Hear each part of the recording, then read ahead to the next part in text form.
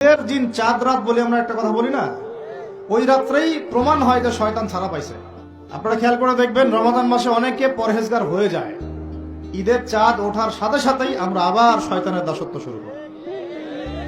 ঈদের দিন চাঁদ রাত বলে আমরা একটা কথা বলি না, ওই রাত্রেই প্রমাণ হয় যে শয়তান ছাড়া পাইছে। যেভাবে ধুমধারাক্কা গান বাজনার, বেলাল্লাপনা, পিকনিক টিকনিক এগুলো হয়, বোঝা যায় শয়তান এতদিন বন্দী ছিল, এক মাস এখন ছাড়া পাইছে। তো এক নাম্বার নসিহত, রোজা রাখতে হবে রাখার মতো, যে রোজা আমাকে তাকওয়ার শিক্ষা দিবে। আল্লাহ পাক আমাদেরকে এইভাবে রোজা রাখার তৌফিক দান করেন। দুই নাম্বার, আল্লাহ পাক তার আগে একটা কথা বলে নেই, পরে ভুলে যাবো আর কি।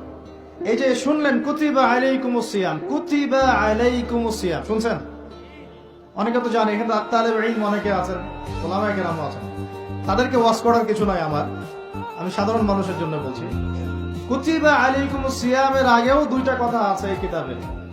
সূরা বাকারার আয়াত বলছি, সূরা বাকারার মধ্যে কুতিবা আলাইকুমুস সিয়ামের আগেও কুতিবা আলাইকুম দিয়ে আরো দুইটা কথা আছে, ঠিক আছে? এটা তো বুঝলেন, কুতিবা আলাইকুমুস সিয়াম, সিয়াম ফরজ করা হয়েছে। ঠিক একটু আগে যাবেন, দুই এক পৃষ্ঠা আগে গিয়ে দেখবেন আল্লাহ পাক আয়াত নাজিল করেছেন, কুতিবা আলাইকুমুল কিসাস, তোমাদের উপরে কিসাসকেও ফরজ করা হয়েছে। কি ফরজ করা হয়েছে? ওই যে কুতিবা আলাইকুমুস সিয়াম তো বুঝলো, এটা রোজা রাখতেছে এক মাস। কুতিবা আলাইকুমুল কিসাস বুঝে না।